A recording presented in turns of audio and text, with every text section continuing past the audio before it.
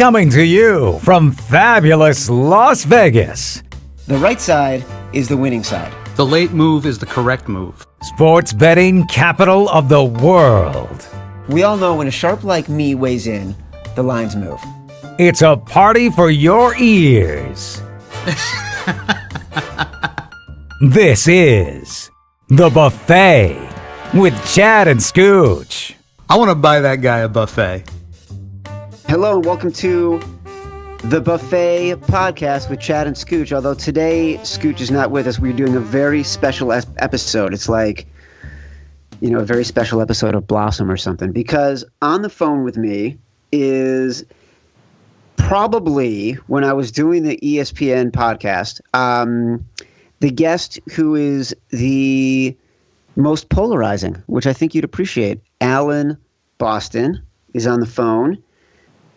College basketball expert, the main character in my book, The Odds, which I wrote many years ago, which was about the season I spent with Alan Boston when he was in Vegas as the preeminent college basketball bettor in the world. He's on. He's going to talk about college basketball. And as he said before we came on the air, he'll probably end up talking about all the things that he couldn't say whenever he would join me on the podcast on ESPN because he was afraid he would get me in trouble or potentially get me fired. Well, you were afraid of it too. It's a two-way street. I was very afraid of it because I would try to keep you very focused and in a singular lane about college basketball. And even then, half the time when I try to cut you off, you weren't listening, which is actually what people on the podcast love. And I will get tweets after this where people will say that listening to you is one of their favorite things in the world. And I will get tweets that say listening to you makes them very upset. So we know we're going to run the gamut. Well, yeah. As opposed to Scooch, which listening to him just bores you. So that I guess this is better. See, why do you have to go after Scooch like that? I didn't. I like Scooch. Scooch is great. But he is boring.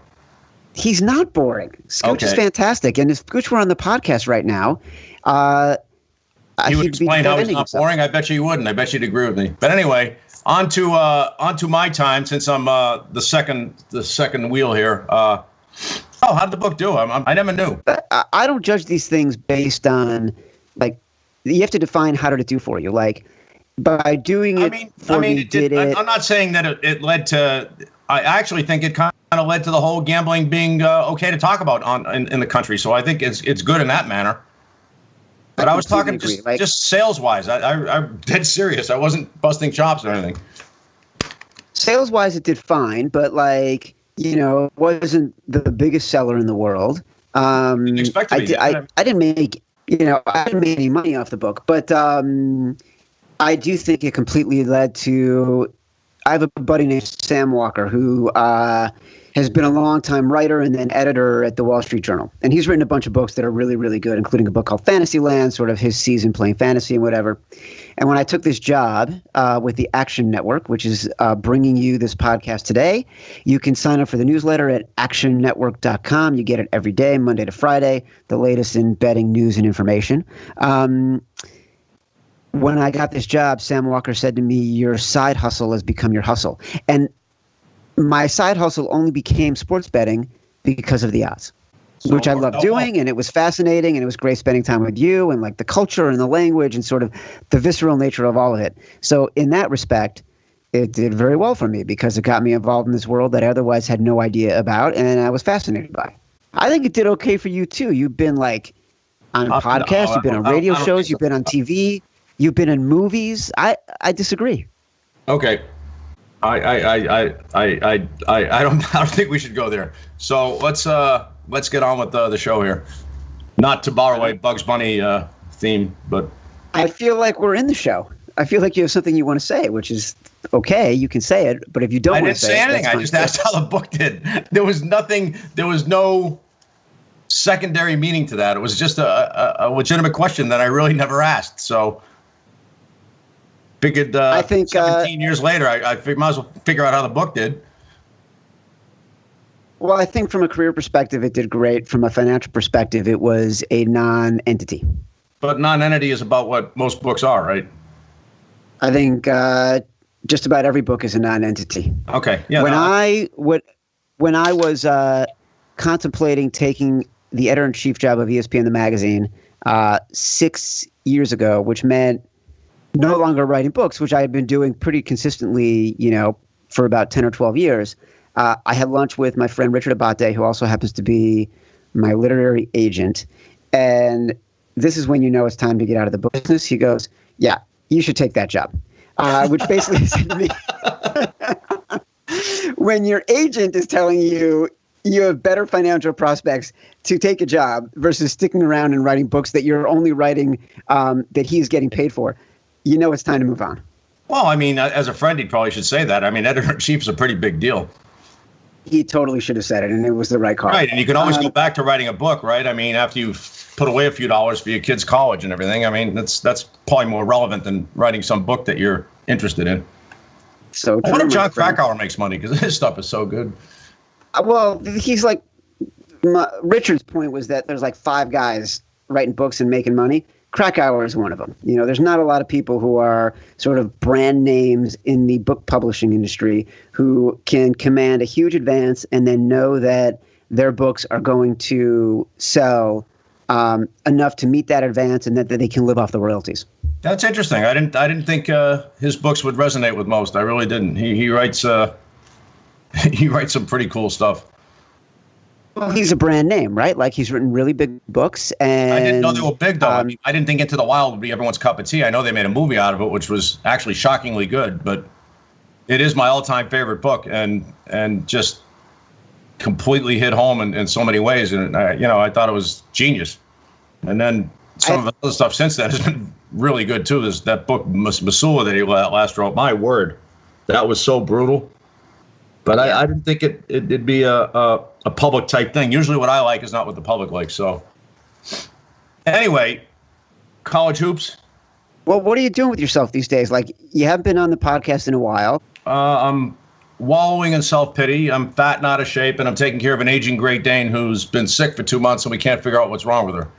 I'm attempting to play poker for a living with some success, but not a heck of a lot. And I've done some college basketball work for a couple of reasons, because I thought they're number one, I wanted to make sure the podcast was good, and number two, I thought there might be a job somewhere, which it turned out there wasn't, and that's for another day. I'm not quite sure why, but I'm both surprised and disappointed that with gambling being talked about so much, that someone hasn't found a spot for me to talk about it. There's very few that could actually talk about it in layman's terms like I can, and especially with all the modern handicappers using models and algorithms and simulations where they couldn't possibly explain one thing about what's going on to the general public. It's a little. I'm a little disappointed, but it is what it is. I've always wanted to be heard.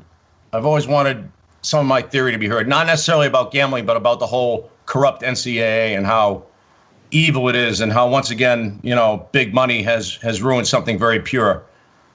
And the parallels to our government and the NCAA are pretty eerie also. But that ain't gonna happen. So that's what I'm doing. I'm eating like a pig and playing ridiculous hours because I wait for my Great Dane to fall asleep, and I worry nonstop about her now. And it's not so bad. I mean, I'm not complaining. I drew the good end of the stick for a lot of years, and unfortunately, I had all my money wrapped up into a house that went from a lot to next to nothing, and it's left me here. But hey, I had my yearbook quote in high school was from the show called Maverick, spoken by James Garner. Not the movie, the TV show from the late 50s, early 60s. And my yearbook quote was, "Work is a good way to while away the time, but a bad way to make a living." So I can't complain, because I've kind of lived that. I wanted to be independent, and I have been. I've never had to say yes, no to anybody, and probably couldn't. And so even though I'm basically broke and miserable, it's still better than most. So no complaints. That's what I'm doing. Well, the good news is I think you're going to be heard on this podcast because I'm going to have you come on a regular basis, which is good for me and good for everybody who listens that likes you, or not so great for the people who will email and be like, oh, my God, I'm too depressed. But well, maybe they'll see it in a different light now that we can talk a little freer. Maybe some of my diatribe will be appreciated. Right, I won't have to stifle you as much anymore. Yeah, well, I was listening. Believe me, I just didn't want you to stifle me. So, but you never had to worry about me saying anything to get you in trouble. I would never do that. So, I think it's interesting when you say the purity of college basketball, because that's one thing you and I have always talked about, and most people would not equate somebody who is a longtime professional gambler who has been as successful at gambling as you are. With the idea of purity in sports, because those things have historically been at loggerheads with each other. So explain what you mean by that. All right, so I would tend to disagree with that. It only takes one bad apple to ruin everything, right? So there's all these people who bet college basketball over the years. There's all these people who bet on sports over the years, but it only takes one fixing scheme or potential even to make it all seem bad.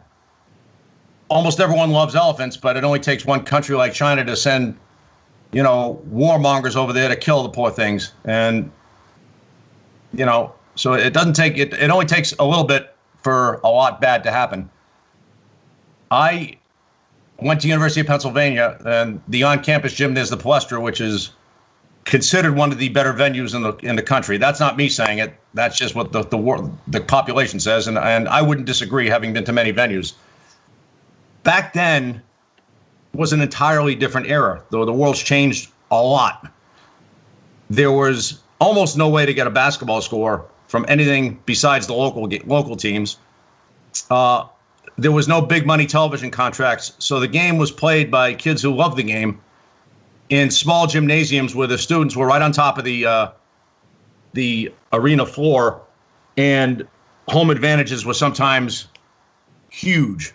The referees were often locally hired. They would definitely give calls to the home teams. These small arenas could be just complete jungles. The travel was a lot trickier, and the spirit was a lot more intense and mattered more. As the game, I'll say, devolved, because it certainly hasn't evolved, when ESPN both put it on the map and simultaneously ruined it, and now you have a B in front of the contract, $1 billion television contract. Anytime big money gets involved, typically bad things happen, because now it's about making the money and not about what's good for the kids or what's good for the game. So the people, or the powers that be, we'll call them TPTB, since everyone likes to use initials nowadays. They've had these ideas of what sells. So purity is right out the window. It's what sells.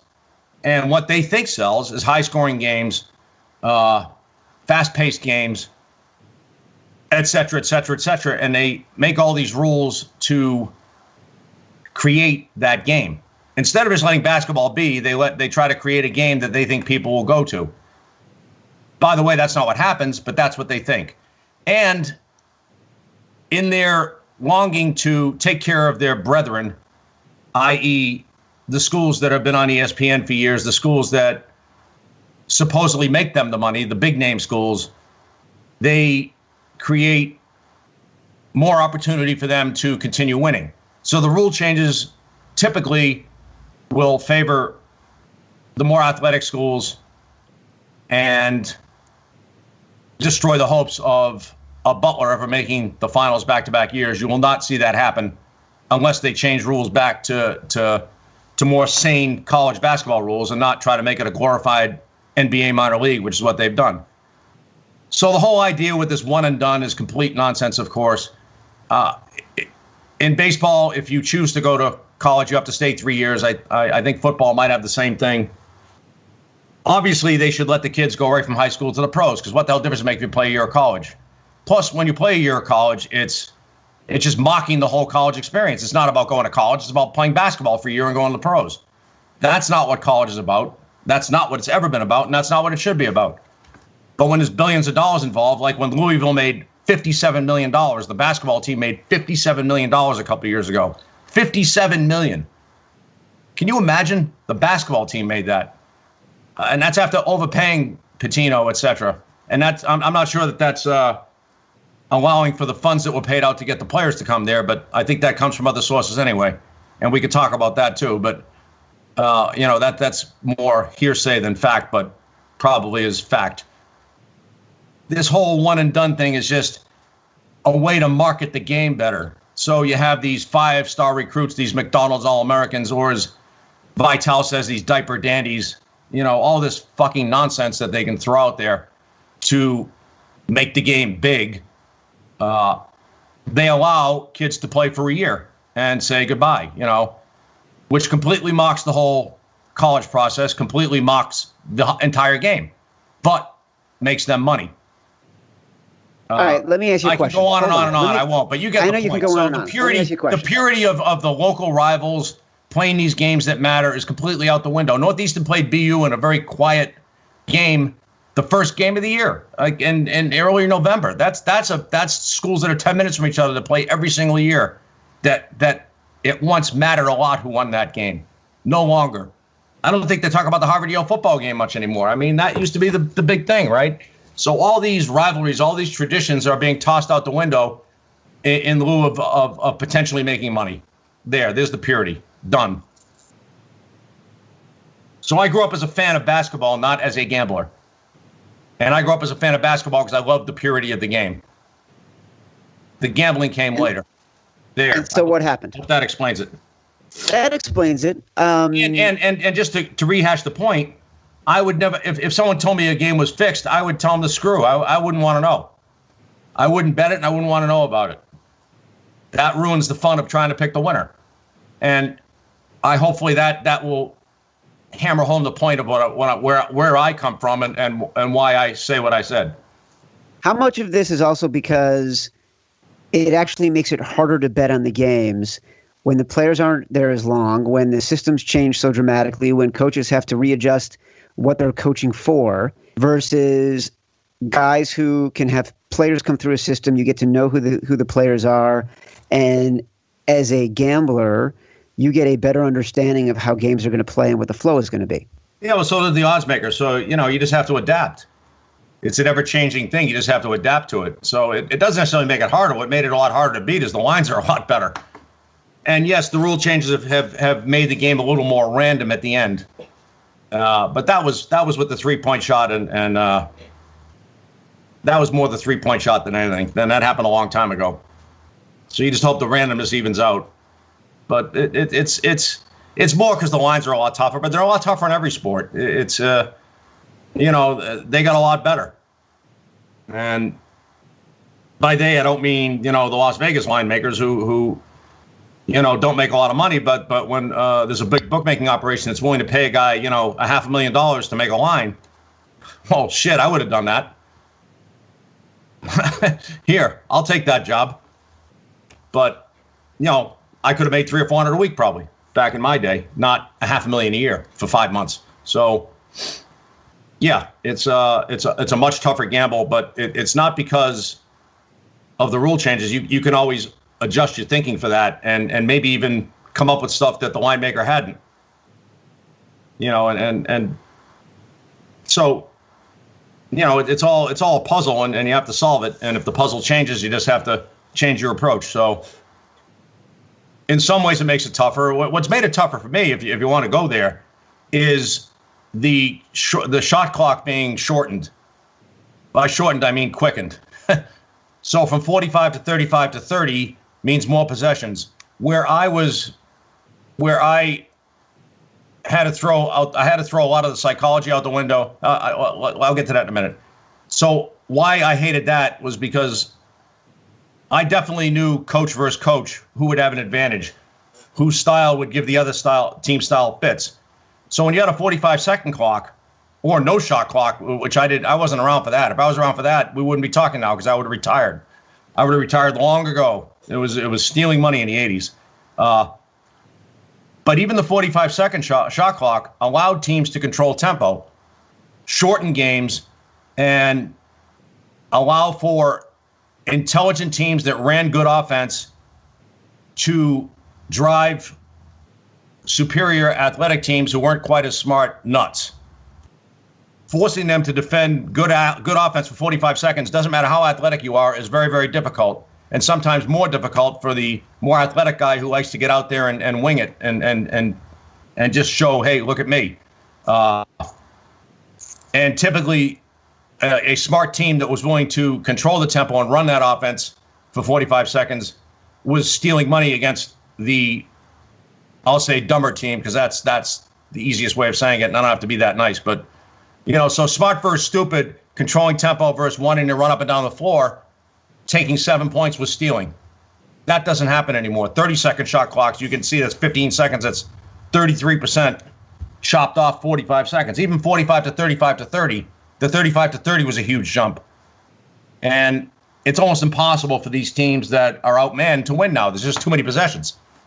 And they eventually athletically get worn out, or, their ability to shoot the lights out in a fewer possession game where maybe they can pull the upset because they had an anomalously good day and the other team didn't, is out the window. So you will never see a Cinderella go very far in a tournament anymore for those reasons. And that made it difficult because that was almost a lot of my handicapping was strictly that. Who are the sharp coaches today? Who are the coaches that you think are smart, and who are the coaches who are just rolling the ball out because they got the athletes?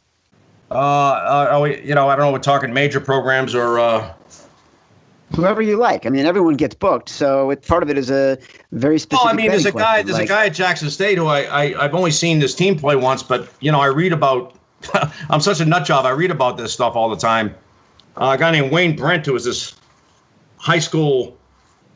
big winning high school coach down there, and he turned that program around pretty quick. But when you read about how he did it, coming up with these creative offenses and tricked up defenses to hang in games, it was pretty impressive, to be honest with you. So he's a guy I thought, actually, when I did a show in Memphis, I actually thought Memphis should hire him. But instead, Memphis probably paid some corporation or organization like $100,000 to come up with Tubby Smith. Like, are you kidding me? Tubby's a nice guy, but he's not who I'd want to build a program with right now. Not at his age and not in this era. But no one goes outside the box anymore. It's so. I mean, Brad Underwood at Stephen Austin has been a genius for years, and anyone that watched them play on TV would know that. But it took him to win an NCAA tournament game before some big school came calling. It's been like that for years, actually. Even Fang Mitchell at Coppin State, the legendary coach there, who, when they beat South Carolina way back then, had all these jobs thrown his way. And this is what I mean by purity. Fang Mitchell turned down all these big-paying jobs because Coppin State gave him his first job, and he was going to stay loyal to him, and he did for his entire career until they told him he had to leave, which was really disgusting. Like I said, it's all even at a school that never makes the NCAA tournament, there's no loyalty. It's all tossed out the window. So Wayne Brent's kind of a sneaky guy. Another guy from that conference is what the hell's his name? The Montez Robinson at Alcorn State. He worked miracles down there in his brief time, but those are obscure guys. So as far as the bigger schools, Greg Marshall's probably the number one guy. He does not get the 5-star recruits, although his point guard I think is a 5-star recruit and is just a sick good player. I'd say Greg Marshall's when he was at Winthrop, he worked miracles there, and when he went to Wichita, I had talked about on the radio how that was the best hire in my lifetime, and it will turn out to be, because they probably have a good chance to win the whole thing this year. Their team is probably athletic enough where they're not going to be overwhelmed athletically by these teams, and his teams play so hard and so smart that if he's not outmanned athletically, he'll be very hard to beat when this tournament comes around, especially with that point guard who's an absolute freak, who's he's like a Kentucky caliber point guard. So if you give Marshall that type of player, forget it. As opposed to Calipari, who I'm telling you, I think Calipari's actually kind of a classy guy, actually. You know, in amongst the smarm of him doing his job, and you know, amazing that they haven't found Kentucky to be paying players, because of course they do. I mean, I heard it was like 200,000 at one time, and probably has gone up since then. But just for journalistic integrity, we have no proof of that. I don't know anything about it. You're just throwing it out there. No, I know you don't. I said I heard. And I also heard this. I heard, you know. Yeah, you hear a lot of things. I said, I understand that. I mean, obviously, I have no proof. He's coaching one of the best teams in the country, and will be for many years. But there is this investigation going on, and you know, he's been caught twice before, had 2 Final Fours rebuked. So he's certainly not some, you know, holier than thou guy, at least as far as the basketball goes. I mean, in real life, he seems actually very good, which is really all that matters, I guess. You know, you got a job to do and you do it. So Greg Marshall for sure. All those VCU guys are the Shaker Smart at Texas, Anthony Grant, who's at Dayton now, who did not do well at Alabama, and I didn't really see him play, so I don't know what the hell happened there. McCall, who's at UMass now. All those VCU guys and their assistants are very, very good. The whole Princeton team. So Bill Carmody, one of the great basketball minds, is at Holy Cross now. Holy Cross, boy, whoever their AD is there, he sure shit knows what he's doing, because they had Ralph Willard before Bill Carmody, like probably 2 of the best basketball minds of my time, right there. Majerus being number 1, but he's no longer. So we have Ralph Willard and now Bill Carmody, both head coaches at Holy Cross, both complete geniuses. But you know, it's a recruiting game and not an X's and O's game, so they struggle to get a big job. But Carmody et al., you know, Mitch Henderson at Princeton, and all those guys who are disciples of Pete Carrill are all great coaches. Chris Mooney at Richmond, brilliant. In fact, him in Northern Iowa, they play every year, and they're both very, very similar. They're both quote unquote mid-majors. They both had a lot of success under their coaches. The coach in Northern Iowa, Ben Jacobson, and Chris Mooney have become friends because their paths are very, very similar. They're both up against it as far as recruiting goes, but have both, got the blue collar guy and maybe the B to B plus athlete to play like A players and have had very, very good careers and extremely well coached teams that are very, very difficult to deal with for all the years there. Richmond's having a bit of a down year this year, and Northern Iowa had kind of a clinker year last year, but I would expect both to rebound because both those guys absolutely know what they're doing. So, yeah, you can watch a team play and pretty much know whether they're well coached or not. Do they take good shots? Do they stay in front of their guy defensively? Do they basically just do anything stupid? So when you watch North Carolina play, you just know they ain't got a clue. I mean, they run no offense at all. It's basically athletes going out and winging it with some parameters, not many.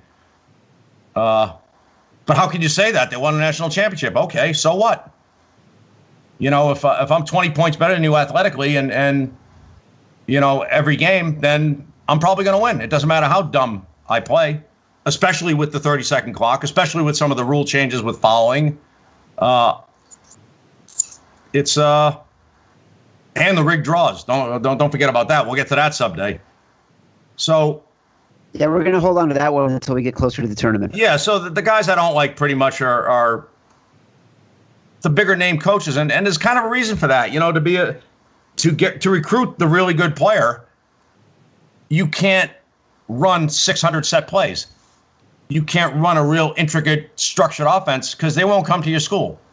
So there is some reason why the guys I think aren't that good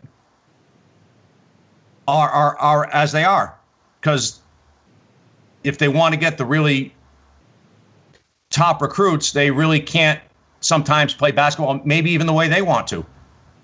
So when you watch Duke's simplistic crap go out, all the stupid shit they run, and they heave up some 30-foot three-pointer for no reason at all, and you're scratching your head like, this guy's supposed to know what he's doing. Maybe he does know what he's doing. People say he does, but when I watch Duke play, they ain't got a fucking clue. They're okay defensively. Fundamentally, they're pretty good defensively, but their offense is very simplistic and not very good and not hard to deal with, to be honest with you. But they win, Boston. Yeah, well, maybe they win less than they should. How's that? If a computer mapped out how much that talent should win, how many games, it's probably going under with that guy coaching. Someone had a great line about him, Krzyzewski. He said he's a great CEO. Right, that's it. He's created this whole aura of Duke purity and created this thing like he's king. When in fact, if you talk to more smart guys, I guarantee they'll be on my side with Krzyzewski, and that he's not very good. And you'll hear all kinds of tweets about that. Well, how the fuck did he say that? Well, that's what I'm saying, and that's what I believe. And go watch him play, and then after you watch Duke play, just tell me what they did that was so wonderful, and I'll listen. And I guarantee you won't find it. But especially true with North Carolina, because they really are pretty dumb. My buddy had a funny line. He said, a guy set a screen during a practice for Roy Williams practice, and Roy threw him out. So we don't do that here. Anyway, so, yeah. It does feel like, here's the thing. Here's the thing. And a lot of these are about, like, teams to bet on and the coaches that you trust, although a lot of this is harder to do. It's kind of out the because window of all the changes. It's kind of out the window now. So you're, inevitably the coaches you love, generally are at smaller schools, don't get credit, can't recruit athletes. The coaches you hate are at the bigger schools, get all the athletes, and get too much credit. That's kind of the way it is, but it's all self-perpetuating too. That's because that's what ESPN and that's what the powers that be want. They want these big-name schools to do well because they make them the money. They think they make them the most money. Ironically, I think the highest-rated game that ESPN did was the Princeton-Georgetown game, where the 1 versus 16, Pete Carrill and John Thompson. Ironically, when they talk about college basketball, the NCAA tournament, they talk about the Cinderella. People follow the Gonzagas when they were the Cinderella before they crossed over into being the not Cinderella. Reminds me of the Mae West line. I used to be Snow White, but then I drifted. I love that line. When Butler made those runs, they were the talk of the town. When George Mason made the Final Four into Larinaga, they were the talk of the town. That's what's talked about the most. They claim that they don't have the ratings, but I find that rather surprising. I'd really like to know what the truth is. I think what's going on a lot too with all these guys, and when I talk about purity, there's no longer, Wichita State and Creighton both left the Missouri Valley Conference because they had to. Because when the NCAA tournament came around, by the way they do it, I won't go there until the tournament, but you have to get into a stronger conference to get a better seed. And eventually what's going to happen, I believe, is all these big-name schools are going to try to form their own league and say, screw you to the NCAA and try to take their own money. I don't know if that'll happen in my lifetime, but they certainly have it almost all set up now. They're only missing sort of Gonzaga and St. Mary's and maybe BYU from that conference, and they'll try to get them into the Pac-12 or something, and that'll be Katie by the door. There'll be an NCAA tournament 1 and NCAA tournament 2, I think. But that's strictly my conspiracy theory. I love when you have conspiracy theories. I'd love for I'm one day. I'm usually right, by the way. So I never get. Anyone's listened to my radio shows for 25 years. I never get to finish a sentence. Nobody can even hear what you're saying right now because I'm talking over you because I never get to finish my sentence. I'm waiting. I'd like one day to see some proof for the conspiracy theories. I'd like some of these to come true one day. I don't actually disagree with any of them. Someone's got to find out. Someone's got to get to the bottom of them. Well, I don't know. I think a lot of what I've talked about, the whole NCAA thing, the whole NCAA draw, and that's gotten worse and worse and worse over the years. I talked about that years ago. The shortening of the shot clock to ruin any hopes of the Cinderellas. I talked about that years ago. I talked about the potential of rule changes. I've actually talked about all this, not on your show, baby, but certainly in Vegas radio. They all know about it out there. So a lot of what I've talked about has come true, where they've made it harder and harder and harder for the mid-majors, the quote-unquote mid-majors, to have any hope. And now they have all these ridiculous tournaments that are so-called fair tournaments, but they're not. They're home games for the big name schools, and they're already like pre-selected to play at the Barclays Center. So once again, Kansas and Syracuse, etc., get to play in a big venue on national TV, while the teams that are traveling all over the world to play on their home away at Kansas, to play at Syracuse, like Oakland played at Syracuse, at Kansas, at Toledo in the name of some tournament, when in fact it's not. It's big name schools getting to play home games and then getting to play in big venues on national TV. So even that's been set up to fuck over any chances that the little schools have. It's a completely rigged game, and like I said, the purity's out the window, and everything I'm saying right now is true, because that is what happens. That's no conspiracy theory, but this is stuff I talked about 10 years ago that would happen and has. So anyway, I don't think there's any argument to be made that the NCAA and the NBA a little bit got very greedy on college basketball, and it has completely changed what has happened with the game to the point where the only thing that matters is March Madness. And they have gone to the extremes to find ways to make the game more interesting and relevant at the beginning of the season. And that is why you have a lot of these tournaments. But it is sort of perpetually feeding on itself right now. I can't argue with that. I think the greed had a lot to do with it. I think that the rules changes were perpetuated by were downstream impact from needing to make more money, needing to make the games more relevant, needing to get more attention. It's become a very crowded marketplace, and it's impossible in the fall and winter for the NCAA, for college basketball to stick out. 100% agree. But the reality is, if you're a basketball fan, you enjoy a 43-42 game as much as you do a 106-105 game.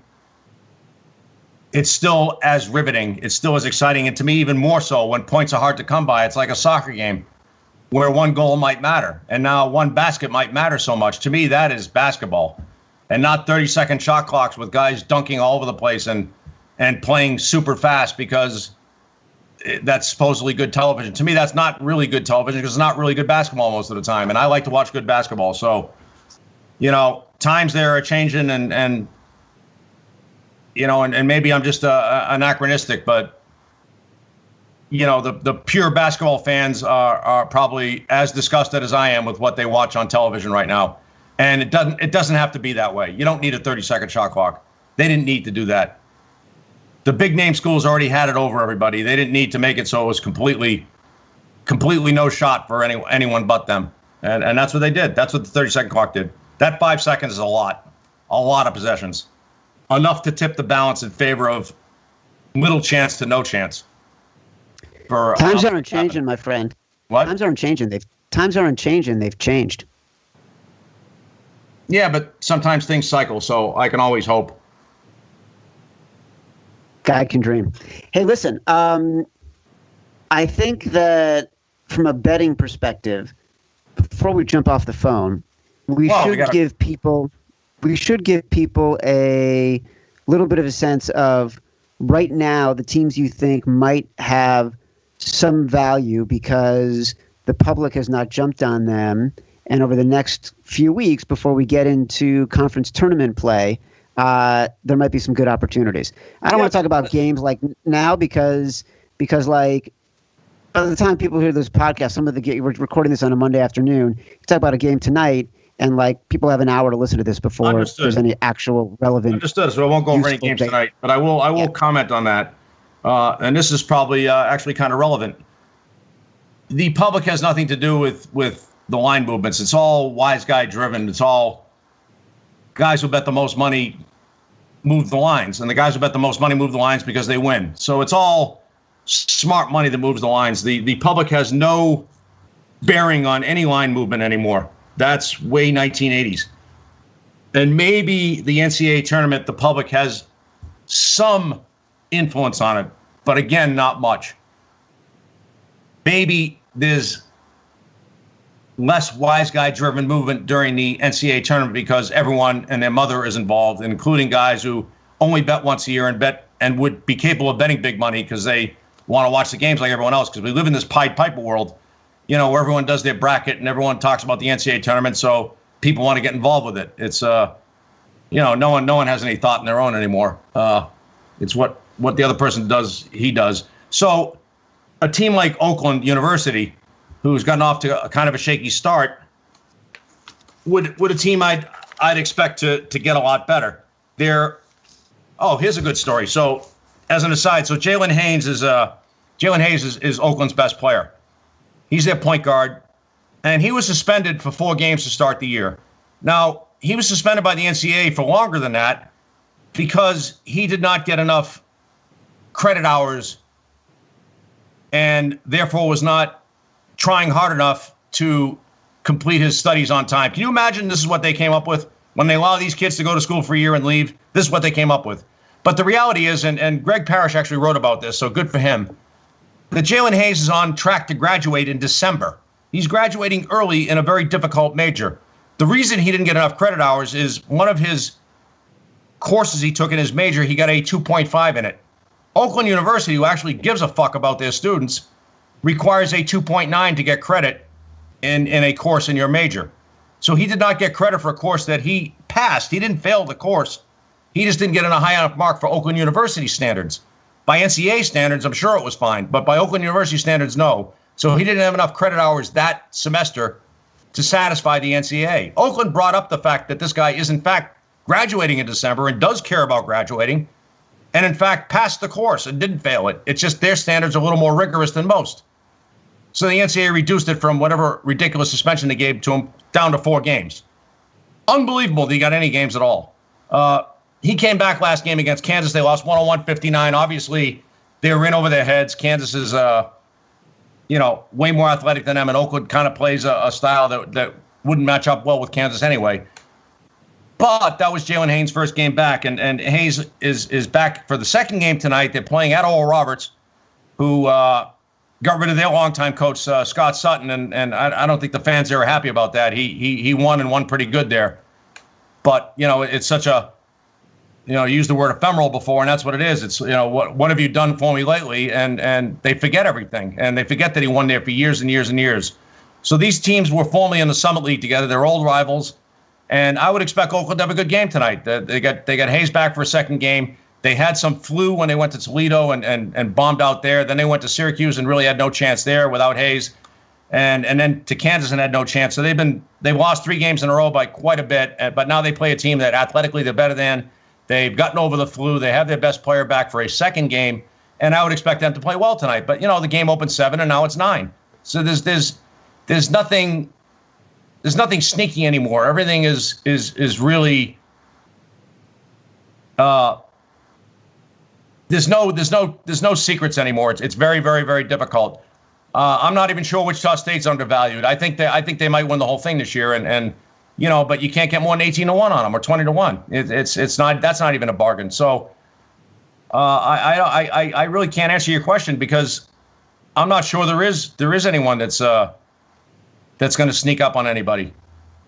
It's kind of all out there. Everyone kind of understands, these programs play to their levels, and a few games doesn't mean that they suck. So Richmond got blasted at home by a couple teams. It doesn't mean Richmond sucks. It just means they played a couple bad games. I will say I think Wisconsin is going to get a lot better. He started 2 freshmen last game, and he took the red shirt off one of his king shit recruits, and he did not have a good game, but his impact was felt. And Wisconsin's got this really good program and has for years. And yeah, they lost a bunch of games in. They lost both their games in that tournament to Baylor and UCLA. Was it Baylor? Yeah, Baylor and UCLA. They played in Kansas City. They played in that tournament because they lost to Baylor and UCLA after having lost at home to Xavier. And now they're at Virginia tonight. And, on the surface, Virginia is just blown out to 2 teams to win their tournament. Who was it? It was Rhode Island and Vanderbilt. 2 very good, solid, well-coached teams. And Virginia just took them both apart. And, on the surface, it looks like Virginia should roll tonight, but I'm not so sure that's going to happen. I know we're not supposed to talk about tonight's games, but I think Wisconsin might be a team that sneaks up on people. The guys are a really good coach, and the program is really, really sound. And, they just do what they do. They run their stuff, and they don't care what happens. They just play their game, and it's very, very hard to deal with because fundamentally they're so sound and they give away nothing. And, with two freshmen in there, it's going to take a while to acclimate them. That what they do isn't that simple. So there's one team that might get better as the year goes on, or figures to get better, and maybe even might win a game in the NCAA tournament, even though it looks like they're overmatched right now. Hey, you know what we're going to do right now? By the way, two things. Number one, the Wisconsin coach, for those listening, is Greg Gard. Greg Gard, yeah. Earlier in the podcast, we talked about Brad Underwood. He is now the coach at the University of Illinois. But here's what we're going to do, which will both, I think, will so annoy you. We're going to end it on one of my favorite Bob Scooch-isms. He likes to say, which is what I think you're intimating with a lot of what we're talking about here with college basketball, and like even trying to figure out which teams are going to be sort of the ones you want to look at going forward. When all hope is lost, all that's left is relief.